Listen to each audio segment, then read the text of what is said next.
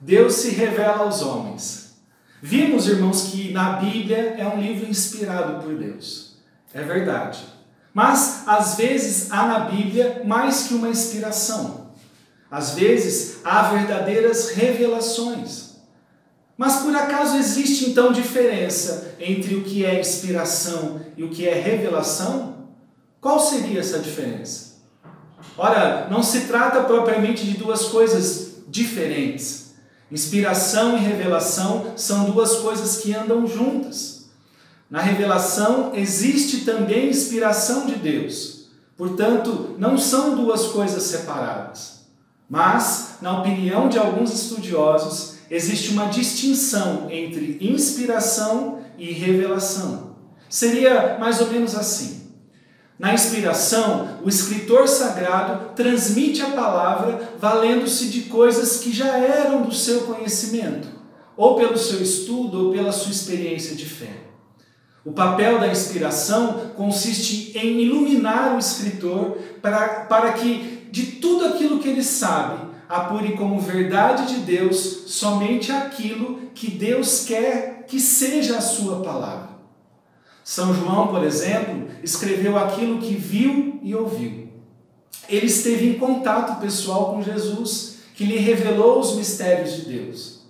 Ao passo que São Lucas não recebeu diretamente a revelação do que escreveu, mas escreveu depois de haver feito uma cuidadosa investigação. Lógico que em toda a sua diligente pesquisa, São Lucas ele foi conduzido pela inspiração de Deus, para que, de tudo que se informou a respeito da vida e da pregação de Jesus, escrevesse somente aquilo que Deus queria que fosse escrito como sua palavra. O importante é exatamente isto, que na inspiração bíblica, Deus assume aquela palavra como sua. Tal palavra, até certo ponto, é deste ou daquele escritor, porque o homem é que a redigiu. Mas, ao mesmo tempo, esta palavra passa a ser a palavra de Deus, porque foi assumida por Deus como autor principal. É o que vemos na missa. O leitor começa dizendo assim: leitura da carta de São Paulo aos Romanos. E ao terminar, ele diz: palavra do Senhor. Este é um exemplo de inspiração. Mas então, como seria a revelação? Qual seria o algo mais que a revelação acrescenta? Bom, em geral, na revelação, o escritor sagrado escreve algo que não era do seu conhecimento. Às vezes, nem depois de escrever, o agiógrafo tem noção clara do que escreveu. Isaías, por exemplo, assim profetizou a respeito do nascimento de Jesus. Eis que uma virgem conceberá e dará à luz um filho e lhe porá o nome de Emanuel. Isaías, capítulo 7, versículo 14. Mas será que Isaías sabia claramente que estava falando do nascimento de Jesus, que iria nascer da Virgem Maria? Certamente que não. Só os fatos vieram depois mostrar isso, como nos observa São Mateus a narrar o nascimento do Salvador. As profecias são bem um exemplo da revelação. Os profetas predisseram coisas que por si jamais poderiam saber, visto que eram coisas que deveriam acontecer séculos mais tarde. Por exemplo, 1000 anos antes de Cristo vir ao mundo, o profeta Davi predisse que haveriam de repartir e sortear as vestes de Jesus. Assim ele escreveu: repartem entre si as minhas vestes e lançam sorte sobre a minha túnica. Salmo 21, versículo 19. E exatamente isso aconteceu. Quando Jesus estava morrendo na cruz, conforme nos contam os 4 evangelhos, e é interessante notar que, ao registrar o fato, o evangelista recorda que assim aconteceu para que se cumprisse o que tinha sido anunciado pelo profeta. Pegamos aqui o Evangelho de João 19, versículo 23, 24. Os soldados, quando crucificaram Jesus, tomaram suas roupas e repartiram entre 4 partes, uma para cada soldado, e a túnica. Ora, a túnica era sem costura, tecida como uma só peça, de alto a baixo. Disseram entre si: não a rasguemos, mas tiremos a sorte, para ver com quem ficará. Isso a fim de se cumprir a escritura que diz: repartiram entre si minhas roupas e sortearam minha veste. Foi o que fizeram os soldados. Palavra da salvação, glória a vós, Senhor.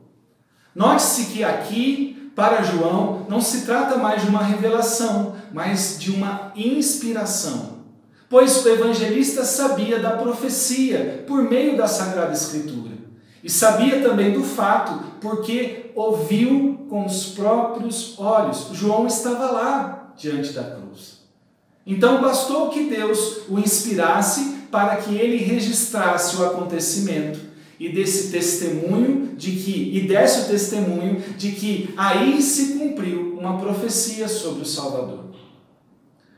Vamos meditar nesta revelação de Deus a Isaías, que 7 séculos antes de Jesus nascer, levou o profeta a escrever o que iria acontecer com o Senhor. Isaías profetizou assim, a respeito dos sofrimentos de Jesus. Eram as nossas enfermidades que ele levava, as nossas dores que ele carregava. Nós o tínhamos como vítima de castigos, ferido de Deus e humilhado.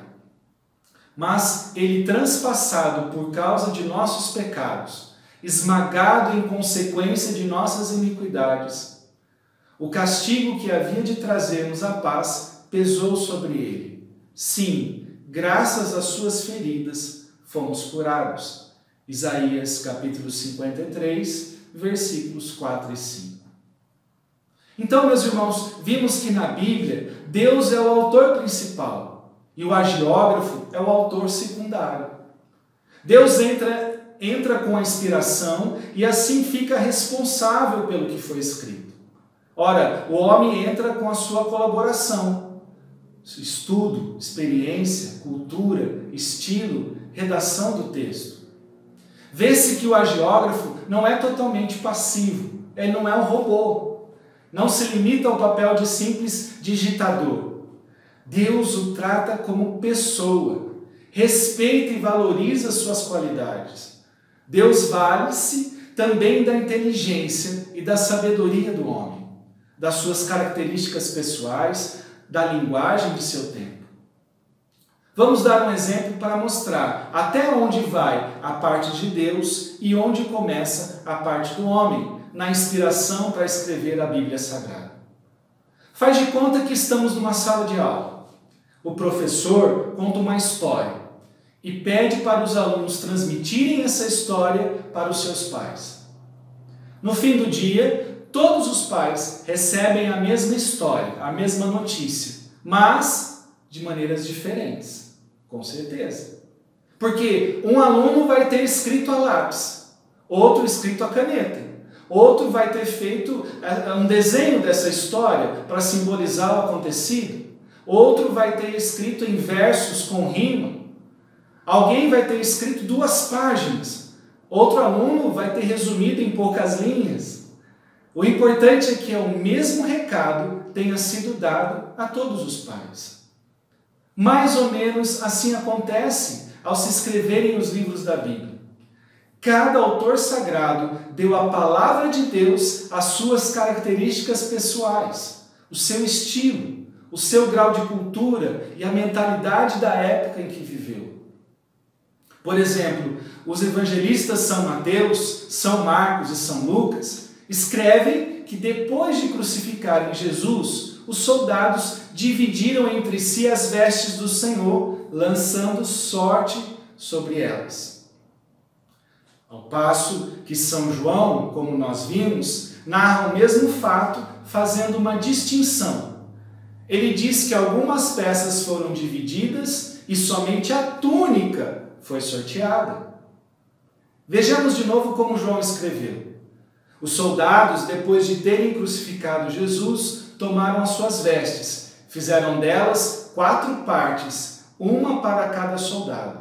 A túnica, porém, era sem costura, tecida toda inteira de alto a baixo. Então disseram entre si: não a rasguemos, vamos tirar a sorte para ver quem a tocará. Veja, irmãos, os 4 evangelistas escreveram o mesmo fato, inspirados pelo mesmo Espírito Santo. Mas João, que foi a testemunha ocular do acontecimento, porque estava lá diante da cruz, acrescentou ao texto uma observação.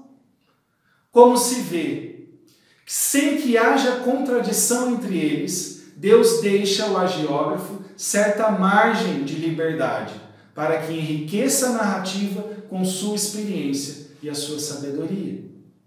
João escreve aquilo que viu e ouviu, com os próprios olhos, aquilo que tocou com as suas mãos, como ele mesmo diz na sua primeira carta. Ao passo que Lucas, por exemplo, escreve não como testemunha, mas depois de ter pesquisado cientificamente, a maneira de como se fosse um historiador. E é ele mesmo, Lucas, que diz esse seu método no início do seu evangelho.